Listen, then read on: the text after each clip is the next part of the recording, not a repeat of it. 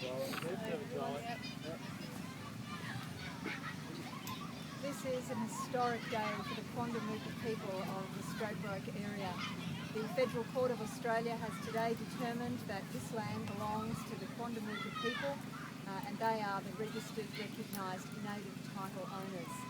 This is significant for the Quandamooka people, but it also has significance beyond. This is the first native title agreement for the area of southeast Queensland. While we've seen other native title determinations, particularly in Cape York and some of the more remote parts of Queensland, to have a native title determination on areas like southeast Queensland is a historic and significant moment for Aboriginal people of Queensland. The Quandamooka people have been working for almost 2 decades to achieve this recognition. It's been achieved by consent with the Queensland Government through the Federal Court. When people of goodwill and good hearts set their mind to something, they can achieve it, and today's great evidence of that.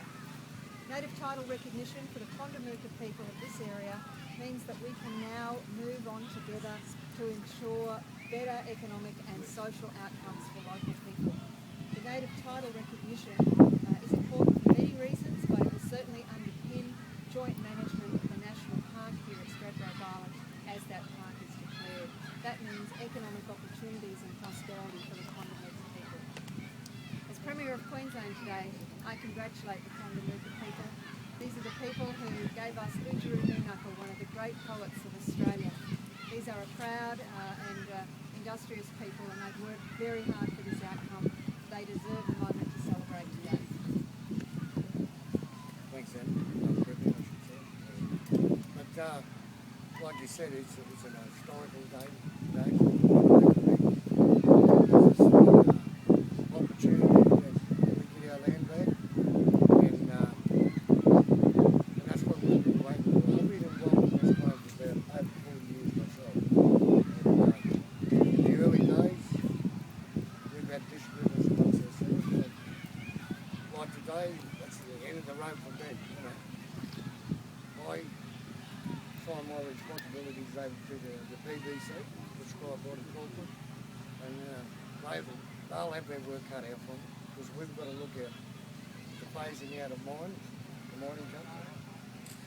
They'll have to look for new business opportunities for the community, and their road has only started. And hopefully they'll get through it, and like I said before, I'm not speaking, but I'm proud of belonging to the Quandamooka people. The state government has given us our land back, and we own the majority of the island, and some of it will be national park, some of it will be freehold, some of it will be Aboriginal land, but it's there for everybody. We've always been like that. The Quandamooka people, we've always shared our land with everybody. So I don't want to say too much more, but I want to thank you for coming, and maybe this will set the scene for future native title plans within southeast Queensland. There'll be some benchmarks. If people stick together, you can achieve things, and which is quite a move that people have proven today, that you can still come together. Even with we've all got different opinions how we want to run this place, what we want to do with the land, or what deals we've done with the government. But at the end of the day, we will all come to a consensus and say, yeah, we'll take it. And that's it. I'll end on that note. What do the people think of the phasing out? Oh, some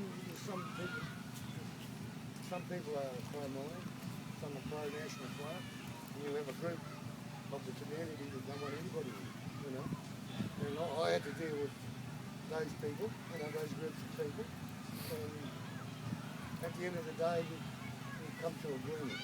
Some people still don't agree with it either, but that's their prerogative. It's a society we're in. How do you see the long-term future of Straddy now that the Quandamooka have a role in determining what the future is? I think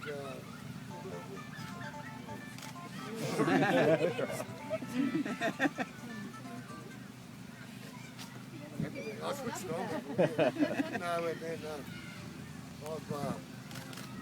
I have faith in the younger groups, but the younger people are going to take over. And it's their job to steer the community in the right direction, for economic opportunities. We talked about those economic opportunities about 20 years ago, 30 years ago, and some of those things, we missed the boat on those, but there's still other opportunities there. Can you explain to us what this actually means for the owners of the land on Stradbroke and the visitors who go down how the land is managed? Native title for the Condamooka people is the end of a long struggle, but it's also the beginning of a new opportunity. An opportunity for Condamooka people to be involved in the joint management of national parks here on the island, involved in new job opportunities as rangers, as guides, and involved in local Indigenous businesses. This means that some parts of the island can and will be declared as Aboriginal land for the purpose of Aboriginal business. That means that national park and conservation areas can and will be jointly managed with Condamooka people, and they will have legal recognition for that. In essence, it means a legal recognition that the Condamooka people have always and will always be the traditional owners of this country. This means that obviously native title does not override freehold. People who own freehold title on the island will continue to do so.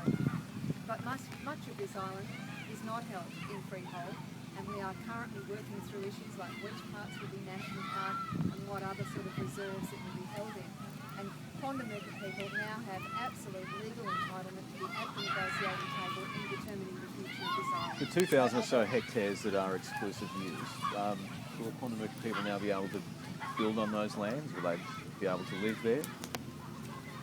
Parts of this area will be national park, and it will be subject to all of the protections of every other national park, although it will be jointly managed with the Condamooka people. That'll be a great thing. It means locals will actually get an opportunity to share and understand local Condamooka customs and traditions.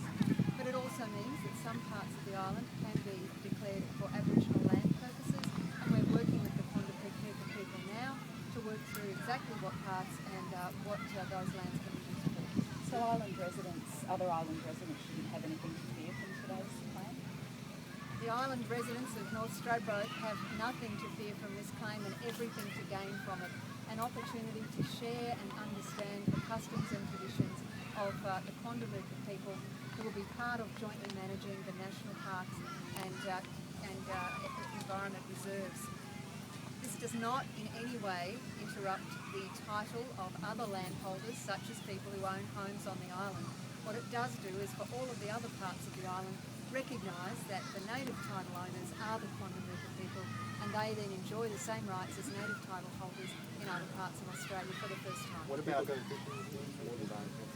This will give the Condamooka people native title rights to use not only the land but the sea for traditional purposes. That includes hunting and fishing, but most importantly, this is a long overdue recognition that the Condamooka people have held this land for thousands of years, and we want to better understand their customs and their traditions. Does that mean that the modern day marine park restrictions just agrees in those areas?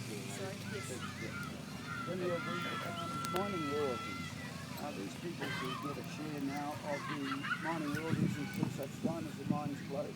And could you also give me the breakdown of that? I'll have to come back to you on the numbers, Jessica. Okay. Native title also means that the Condamooka people will have some share of the mining royalties until mining ceases on this island. It's a recognition that they have a form of title to the mineral wealth of this island, and they will be able to access a share of the royalties. That's what land justice means.